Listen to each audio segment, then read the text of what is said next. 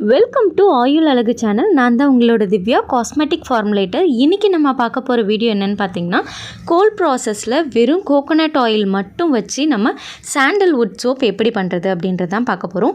இன்க்ரீடியன்ஸை பற்றி தெரிஞ்சுட்டு அதுக்கப்புறம் கால்குலேஷன் எப்படி பண்ணணும்னு பார்த்துட்டு அதுக்கப்புறம் நம்ம இந்த சோப்பை எப்படி ரெடி பண்ணுறதுன்னு பார்க்கலாம் வாங்க. ஃபர்ஸ்ட் இன்க்ரீடியன்ட் பார்த்திங்கன்னா கோகோனட் ஆயில். கோகோனட் ஆயிலை நம்ம தனியாக எடுத்து நம்ம ஸ்கின்னில் அப்ளை பண்ணும்போது பார்த்திங்கன்னா பயங்கரமான மாய்ஸ்சர் கொடுக்கும். இதுவே இது காஸ்டிக் சோடா கூட சேரும் போது பார்த்திங்கன்னா அது சோப்பாக மாறும். அப்படி மாறும்போது இதில் கிளென்சிங் ப்ராப்பர்ட்டிஸ் அதிகமாயிரும். அதனால் நம்ம ஸ்கின்க்கு எது அழுக்கு எது ஸ்கின்னோட மாய்ஸ்சர்னு தெரியாமல் எல்லாத்தையுமே டர்ட்டெல்லாம் ரிமூவ் பண்ணிடும். அதனால தான் நம்ம சோப்பில் 33% மேலே கோகோனட் ஆயில் யூஸ் பண்ணக்கூடாது அப்படின்ற ஒரு ரூல் இருக்குது. அது மட்டும் இல்லாமல் இந்த கோகோனட் ஆயிலை நம்ம சோப்புக்காக யூஸ் பண்ணும்போது நல்லா நுரைக்கக்கூடிய தன்மை தரும். இதை நம்ம 100% யூஸ் பண்ண போகிறோம். 33% விட அதிகமாக இருக்க போகிறனால இதில் என்னென்ன சேஞ்சஸ் பண்ணணும், அது எப்படிலாம் நம்ம கரெக்டாக பண்ணால் நமக்கு பெஸ்ட்டான ஒரு கோகோனட் ஆயில் சோப் கிடைக்கும் அப்படின்றதான் பார்க்க போகிறோம். எவ்வளோக்கு எவ்வளோ இந்த சோப்புக்கு ஆயில் முக்கியமோ அதே அளவுக்கு காஸ்டிக் சோடாவும் முக்கியம். இன்னமும் நிறைய பேருக்கு இந்த காஸ்டிக் சோடா யூஸ் பண்ணுறனால இந்த சோப்பே வேண்டாம் அப்படின்ற மாதிரி இதை யூஸ் பண்ணுறதுக்கான பயம் நிறையா இருக்குது. அவங்களுக்காக இந்த எக்ஸ்ப்ளனேஷன் நான் கொடுக்குறேன். இந்த காஸ்டிக் சோடாவில் அல்கலி, அதாவது அமிலத்தன்மைன்னு சொல்லுவாங்க, அது இதில் அதிகமாக இருக்குது. நம்மளோட ஆயிலில் ஃபேட்டி ஆசிட்னு சொல்லக்கூடிய ஆசிட் இருக்குது.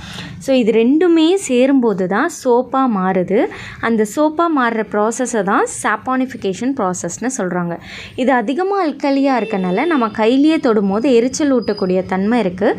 இந்த தன்மை முழுசாக நம்ம சோப்லேருந்து போகிறதுக்காக தான் நம்ம என்ன பண்ணுறோன்னா 45 நாள் இந்த சோப்பை யூஸ் பண்ணாமல் வைக்கிறோம். அப்படி சோப்பாக மாறிட்ட பிறகு இந்த காஸ்டிக் சோடா எல்லாமே நம்ம சோப்பை விட்டு எவாப்ரேட் ஆகிடும். அதனால் நீங்கள் பயப்பட தேவையில்ல. மீதி இருக்கிறது அந்த சோப்பில் என்னன்னு பார்த்திங்கன்னா நம்ம யூஸ் பண்ண ஆயில்ஸும் அடிட்டிவ்ஸ் மட்டும்தான் இருக்கும். ஸோ காஸ்டிக் சோடா நம்ம சோப்பாக மாற்றுறதுக்கு யூஸ் பண்ணுறோம். மாற்றிட்டதுக்கப்புறம் அதை எவாப்ரேட் ஆக விட்டுறோம். அதுக்கப்புறம் தான் நம்ம சோப் யூஸ் பண்ணுறோம். அடுத்தது அடிட்டிவ்ஸ் என்ன யூஸ் பண்ண போகிறோம்? சாண்டல்வுட் பவுடர் தான் யூஸ் பண்ண போகிறோம். இதோட நன்மைகள் நிறைய பேருக்கு தெரிஞ்சிருக்கும். நம்மளோட டேனை ரிமூவ் பண்ணுறதுக்கு ஹெல்ப்ஃபுல்லாக இருக்கும். ஆக்னி ப்ராப்ளம் வராமல் இருக்கிறதுக்கு ஹெல்ப்ஃபுல்லாக இருக்கும். பிக்மெண்டேஷனையும் டார்க் ஸ்பாட்ஸையும் கம்மி பண்ணி கொடுக்கறதுக்கு இந்த சாண்டல்வுட் பவுடர் ஹெல்ப்ஃபுல்லாக இருக்குது. அடுத்த இன்க்ரீடியன்ட் பார்த்திங்கன்னா கேலமைன் கிளே. இந்த கிளே பார்த்திங்கன்னா டார்க் ஸ்பாட்ஸை கம்மி பண்ணி கொடுத்து நம்மளோட ஸ்கின்னை ஈவன் டோனாக காட்டுது. அது மட்டும் இல்லாமல் நமக்கு இருக்க ஆக்னி ப்ராப்ளம்ஸ் எல்லாம் ட்ரீட் பண்ணுறதுக்கு இந்த கேலமைன் கிளே ரொம்பவே ஹெல்ப்ஃபுல்லாக இருக்குது. இப்போது மெயினான இன்க்ரீடியன்ட்ஸ் இந்த 4 தான் நம்ம யூஸ் பண்ணியிருக்கோம். இதை தவிர்த்து நம்ம யூஸ் பண்ணுறது எசென்ஷியல் ஆயில், ஃப்ராக்ரன்ஸ் ஆயில். இப்போது கால்குலேஷன் எப்படி பண்ணுறதுன்றதை பார்க்கலாம். கால்குலேஷனை பொறுத்த வரைக்கும் நீங்கள் ஆயில்ஸ் உங்ககிட்ட என்னென்ன ஆயில் இருக்குது, அதை எவ்வளோ எடுக்க போகிறீங்க அப்படின்றத நீங்கள் முடிவு பண்ணிட்டால் மட்டுமே போதும். மற்றது எல்லாமே நம்ம ஈஸியாக கால்குலேட் பண்ணிடலாம். First amount of oil 700 gram. நான் பார்த்திங்கன்னா 700 கிராம் ஃபுல்லாகவுமே கோகோனட் ஆயில் மட்டும் தான் எடுத்திருக்கேன். லை எவ்வளோ எடுக்கணும்னு பார்த்திங்கன்னா அமௌண்ட் ஆஃப் ஆயில் இன்ட்டு சாப் வேல்யூ தான் நமக்கு அமௌண்ட் ஆஃப் லை கிடச்சிரும். இந்த சாப் வேல்யூ அப்படின்றது என்னென்னு நிறைய பேருக்கு கன்ஃபியூஸ் ஆகுது, கமெண்ட் பண்ணிகிட்ருக்கீங்க. இந்த சாப் வேல்யூனால் என்னென்னா 1 கிராம் ஆஃப் ஆயில் சோப்பாக மாறுறதுக்கு எத்தனை கிராம் ஆஃப் சோடியம் ஹைட்ராக்சைடு தேவை அப்படின்றது தான் அந்த சாப் வேல்யூ. ஸோ 1 கிராமோட வேல்யூ நமக்கு தெரியும்னா 700 கிராம் ஆயிலோட வேல்யூ இன்ட்டு 0.191 போடும்போது நமக்கு என்ன ஆன்சர் கிடைக்குதோ அதுதான் அமௌண்ட் ஆஃப் லை. இப்போது 133.7 கிராம் ஆஃப் லை தான் நமக்கு தேவையான லையோட அமௌண்ட்டு. இப்போ எனக்கு இந்த லை 700 கிராம் ஆயிலை மொத்தத்தையும் சோப்பாக மாற்றிடும். ஆனால் எனக்கு அது தேவை கிடையாது. 80% மட்டும் சோப்பாக மாற்றினா போதும். மீதி 20% ஆயில் எனக்கு வேணும். அப்போ தான் என்னோடய சோப் மாய்ஸ்சர் கொடுக்கும். ஏன் அப்படின்னா நம்ம கோகோனட் ஆயில் 33%க்கு மேலே யூஸ் பண்ணக்கூடாதுன்னு சோப் ரூல் இருக்குது. அப்படி இருக்கும்போது நான் கொஞ்சம் ஆயிலை சோப்பாக மாற்றாமல் இருக்கேன் அப்படின்னா எனக்கு என் சோப்பில் எக்ஸ்ட்ரா கொஞ்சம் ஆயில் இருக்கும். அது மூலியமாக என் கிளைண்ட்டுக்கு மாய்ஸ்சர் என்னால் கொடுக்க முடியும், அவங்களோட ஸ்கின்னை ட்ரை ஆக்காமல். ஸோ அந்த ரீசனுக்காக நம்ம இங்கே என்ன பண்ண போகிறோன்னா சூப்பர் ஃபேட், அதாவது லை டிஸ்கவுண்ட் 20% விட போகிறோம். அதாவது நம்ம கிடச்சிருக்க லைலேருந்து 20% கம்மி பண்ண போகிறோம். அது எப்படி பண்ணணும்? ஆல்ரெடி கண்டுபிடிச்ச லை அமௌண்ட்டு இன்ட்டு 20%ன்றனால 20/100. இதுவே 15%னா 15/100 அந்த மாதிரி மாறும். இதோட வேல்யூ 26.74. அப்போ 133.7ல் 20% எவ்வளோன்றதை கண்டுபிடிச்சாச்சு. இந்த 20% அந்த அமௌண்ட் ஆஃப் லையோட மைனஸ் பண்ண போகிறோம். அப்போ மீதி எவ்வளோ கிடைக்குதோ நமக்கு அதுதான் வந்து 80% ஆஃப் லை. ஆல்ரெடி கண்டுபிடிச்சிருக்கிறது 133.7 மைனஸ் 26.74 மைனஸ் பண்ண நமக்கு கிடைக்கிறது 106.96 கிராம். இப்போது இந்த அமௌண்ட் ஆஃப் லை தான் வந்து நம்ம எடுத்துக்க போகிறோம். இப்போது என்னோட 700 கிராம் ஆஃப் கோகோனட் ஆயிலுக்கு எவ்வளோ லை வேணும் அப்படின்றத நான் கண்டுபிடிச்சிட்டேன். அடுத்தது இந்த லையை எவ்வளோ பர்சன்டேஜ் ஆஃப் வாட்டரில் வந்து நான் டிசால்வ் பண்ணணும். அதுக்கு பார்த்திங்கன்னா அமௌண்ட் ஆஃப் ஆயில் தான் நமக்கு ஃபஸ்ட்டு தேவை. 6/16 அப்படின்றது ஸ்டாண்டர்ட் ஃபார்முலா. அது 6/16 இன்ட்டு அமௌண்ட் ஆஃப் ஆயில். நமக்கு கால்குலேட் பண்ணால் என்ன ஆன்சர் கிடைக்குதோ அதுதான் வந்து நமக்கு அமௌண்ட் ஆஃப் வாட்டர். இப்போது எனக்கு இது எக்ஸாக்ட் அமௌண்ட் ஆஃப் வாட்டர். எனக்கு லை வந்து நான் கம்மி பண்ணிட்டேன் 20%. அப்படி இருக்கும் போது இந்த அமௌண்ட் ஆஃப் வாட்டர் நான் யூஸ் பண்ணேன்னா என்னோடய சோப் வந்து ரொம்ப சாஃப்டாக இருக்கும். ஏன்னா தண்ணி அதில் அதிகமாக இருக்கனால. இப்போது லைக்கு ஏற்ற மாதிரி 20% வாட்டரையும் நான் டிஸ்கவுண்ட் கொடுக்க போகிறேன்.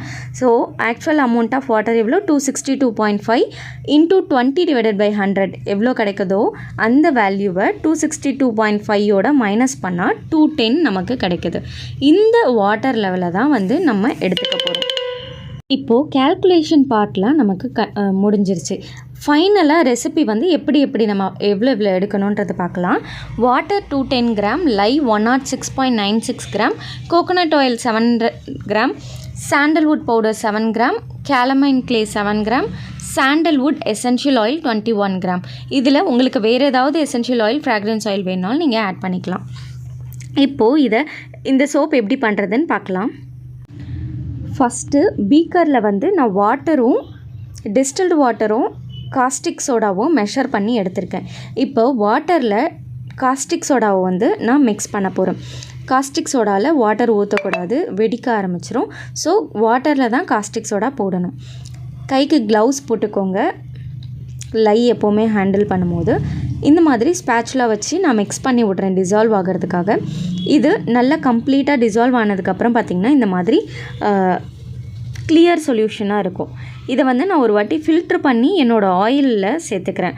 ஆயில் எல்லாமே வந்து மெஷர் பண்ணி அந்த மெயின் பவுலில் எடுத்துக்கிட்டேன். இப்போது நம்ம லையும் ஆட் பண்ணியாச்சு. ஆட் பண்ணிவிட்டு பீட் பண்ண ஆரம்பிக்கிறேன். இந்த சோப் பார்த்திங்கன்னா நான் டபுள் கலர் கொடுக்க போகிறேன்.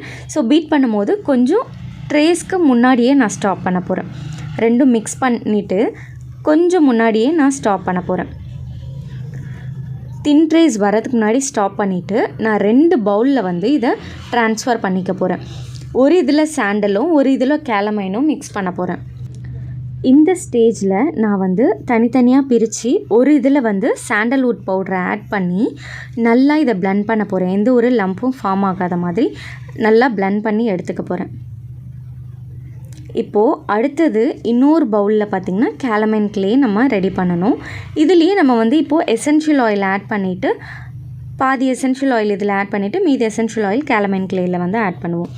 இப்போ ஆட் பண்ணிவிட்டு நம்ம வந்து பிளெண்ட் பண்ணிக்கலாம்.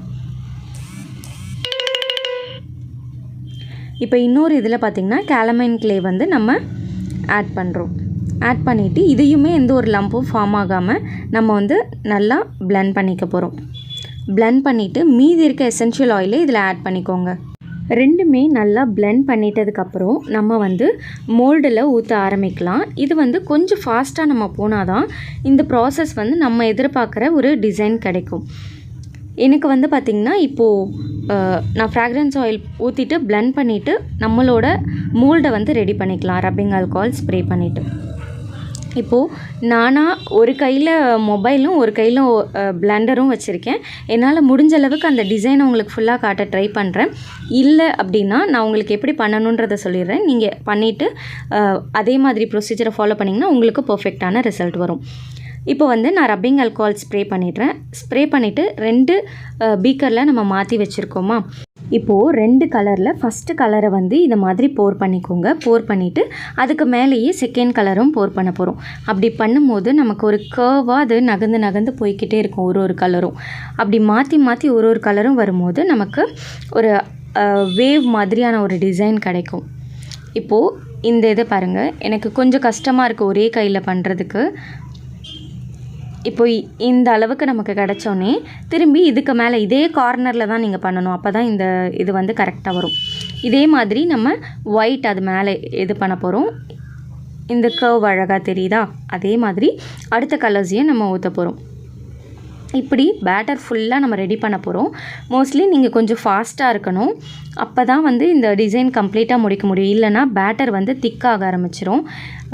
எனக்கு இன்னும் கொஞ்சம் நான் ஸ்பீடு ஏற்றலைன்னா என்னோடய பேட்டர் வேஸ்ட் ஆயிரும். ஸோ என்னால் நான் வந்து மொபைலை கீழே வச்சுட்டு உங்களுக்கு ஃபுல்லாக பண்ணிவிட்டு அதுக்கப்புறம் காட்டுறேன். நீங்கள் இதே ப்ராசஸை கண்டினியூவாக பண்ணிகிட்டே இருந்தீங்கன்னா உங்களுக்கும் அதே ரிசல்ட்டு தான் கிடைக்கும்.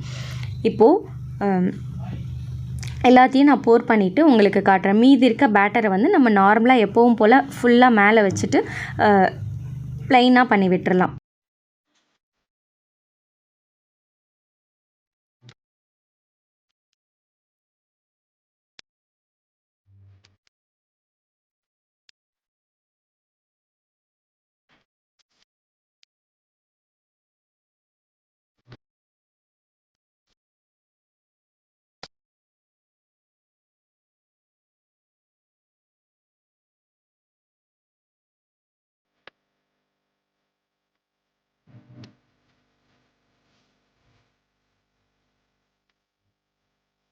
இப்போது நான் வந்து பேட்டர் ஃபுல்லாக ஊற்றிட்டேன். மேலே மட்டும் தான் ஒரே கலராக ஊற்றிருக்கேன். மற்றபடி எல்லாமே உங்ககிட்ட காமிச்ச ப்ரொசீஜரில் தான் பண்ணியிருக்கேன். இப்போ சும்மா நான் ஒரு டிசைன் கொடுக்குறேன். நீங்கள் வந்து நார்மலாக உங்களுக்கு எது வேணுமோ அந்த மாதிரி டிசைன் பண்ணிக்கலாம்.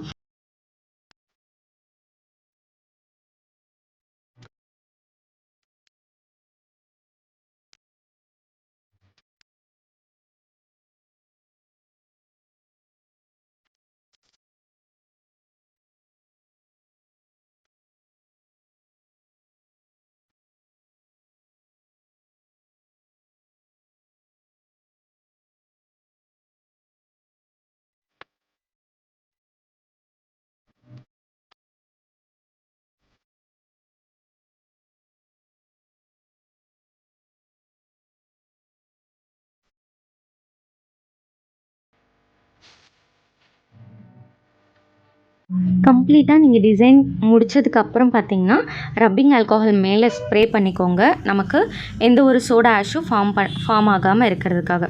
இது பார்த்திங்கன்னா நான் நைட்டு பண்ணேன். மறுநாள் காலையிலேயே எனக்கு நல்லா கெட்டியாயிடுச்சு. ஸோ மறுநாளே நான் அன்மோல்ட் பண்ணிட்டேன். நல்லா ஒரு இடம் கூட ஸ்டிக்கியாக இல்லாமல் நல்லா எனக்கு ரிமூவ் ஆகிடுச்சு. ஸோ இது ரிமூவ் பண்ணி நம்ம கட் பண்ண ஆரம்பிச்சிடலாம். ஸோ தட் நமக்கு எப்படி இந்த ரிசல்ட் வந்திருக்கு டபுள் கலர் அப்படின்றது நமக்கு தெரியும். இப்போ பார்த்திங்கன்னா நான் கட்டரில் வந்து 1.5 இன்ச்சஸ்க்கு வந்து நான் கட் பண்ண போகிறேன். சோப்பை வந்து கட் பண்ணிட்டதுக்கப்புறம் 45 டேஸ் க்யூரிங் டைம் நம்ம விடணும். அப்படி 45 டேஸ் நீங்கள் க்யூரிங் டைமில் சோப்போட டைரக்ஷனை வந்து மாற்றி மாற்றி வைக்கணும். ஸோ அப்போ தான் வந்து 4 பக்கமுமே அது வந்து எல்லா காஸ்டிக் சோடாவும் எவாப்ரேட் ஆகும். நீங்கள் ஒரே பொசிஷன்லேயே விட்டுட்டீங்க அப்படின்னா எந்த இடத்துல அது எவாப்ரேட் ஆக முடியலையோ அந்த இடத்துலலாம் வந்து அந்த காஸ்டிக் சோடாவோட தன்மை இருக்கும். ஸோ அதனால் நம்மளோட ஸ்கின்க்கு வந்து எரிச்சல் ஊட்டுற மாதிரி தன்மை இருக்கலாம். இப்போது இதோட டிசைன் பார்த்திங்கன்னா இந்த மாதிரி டபுள் கலரில் இது மாதிரி தான் இருக்கும். ரொம்ப எக்ஸ்பெக்ட் பண்ண மாதிரியே வந்திருக்கு. ரொம்ப அழகாக வந்திருக்கு. இந்த டிசைன் நீங்களும் ட்ரை பண்ணுங்கள். ரொம்ப சிம்பிளாக இருக்கும். ஒரே ஒரு ட்ரிக் என்ன அப்படின்னா இதை கொஞ்சம் ஃபாஸ்ட்டாக ஹேண்டில் பண்ணணும்.